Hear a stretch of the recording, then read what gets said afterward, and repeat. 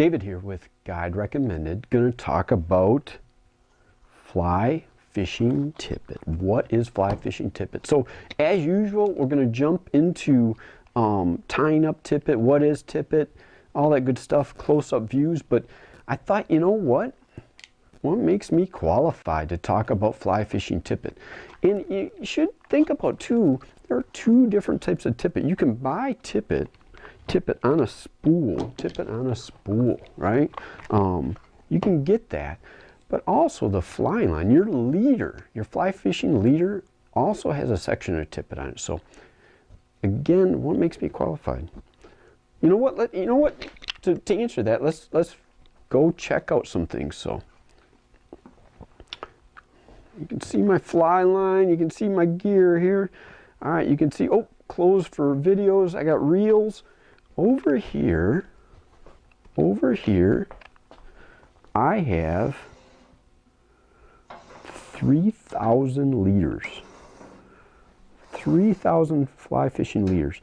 And on each of these leaders, there is a section of tippet. So let's dig into that. Let's do a close-up of what fly fishing tippet is and the good stuff that goes with it. So what is fly fishing tippet? So fly fishing tippet is, in most cases, it's a nylon material of varying sizes which change the breaking strength. So common sizes I use, 6X, which equates to about 3.5 pounds breaking, 3.3. 5X, which bumps it up to about 4X. Those are probably my most common tippet sizes that I use. So nylon material, there's also, this is a cool thing with the scientific anglers, they snap together the tippet spools, okay? And it has a little integrated cutter, sweetest thing I have. So it also comes in fluorocarbon. So fluorocarbon, the difference between nylon and fluorocarbon has a different density, will actually sink, and is a little bit more abrasion resistant, a little bit more, a little bit thinner, and the refractive qualities of it in water almost make it invisible. So when do I use nylon versus fluorocarbon? Nylon floats, so dry fly fishing, right? And it's just a good general material. Has a little bit more stretch as well. The fluorocarbon, very sensitive nymph fishing, sinks down to the bottom. So if you were to look at it, let me get a similar size. So 4X, so 5X, or 4X, 5.5, right? If we go back and we open this guy up, you can see the difference. So with the diameter, 0.006 inches, 0.007, okay? 4X, you get a little bit more breaking strength. So that's another difference. So the other place that you have tippet is on usually around the last 10 or 12 inches of a leader. So let's check this out. All right, a tapered leader that has a tippet on it. So let's unwind this. This is always tough on camera, right? I'll mess this up, have a big old knot. But usually the butt section of your leader is twisted or kind of rolled around the spool, usually about 4 or 5 times. There we go. I think we got it cleaned up there. So I like trying to keep that loop where I can pull this off nicely. Okay, there we go. This is pretty fine. I'm sorry if you can't see this on the video. Hey, I want you to go to Guide Recommended Fly Line Leader and Tippet. Guide Recommended Fly Line Leader and Tippet. There you're going to find what I recommend, what I use, what I like, what catches fish for me. So go to that. I would appreciate you visiting my website. Tapered leaders, again, that last 10 to 12 inches. So You can always straighten your leaders, right? You can use your fingers, right? And then how do you attach it?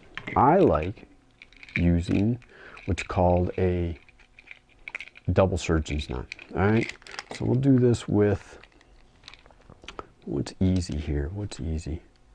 This guy right here. Let's just do it with some 4X that I've got. All right, so I pull off, whatever amount. How much depends on the situation, conditions, but a good starting point is probably 18 inches, right? Two things that the tippet does, right? It extends the length of your fly line, your leader line combination.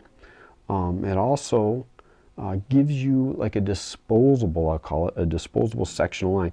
Think about changing flies.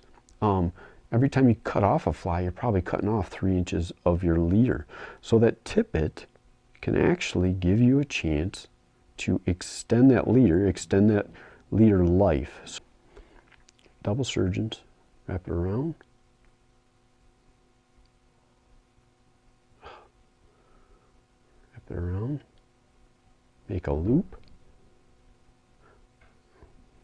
Take your lines through once.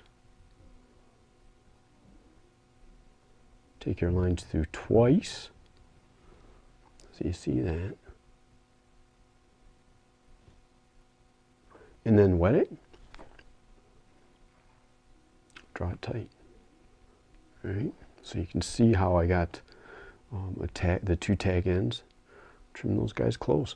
Now something you can do, I've done, use one of those tags to put on a sinker, or some kind of weight. So here's my tippet, right? So you got a tag here. You can put some, a split shot onto this section, if you like, but let's just keep going here. Trim it close, right? Got the two together. So leader, tippet with the double surgeons. Now you can also use a barrel knot, beautiful knot, barrel knot. I'm not as proficient at tying that one, but then onto this end you can put your fly. So let me get something big so you can see. Let's just get this caddis. It's a heavy caddis. All right. Put it through. Right. I like, again, kind of shown this before. Loop. Put your hemostats, scissors, 6 times. Grab that end. Draw it through. Wet it. Right. Draw that knot down. There you got it. So now you got your fly is attached to the tippet. So what is tippet? Again, it's a section of line that you add onto your leader, or it's a section of your leader that is in that finest diameter. This is the stuff that you don't want the trout to see. So if you got any questions, let me know, comment, and if you can, like and subscribe. I got my bobblehead Phil Robinson to guide recommended. Thank you.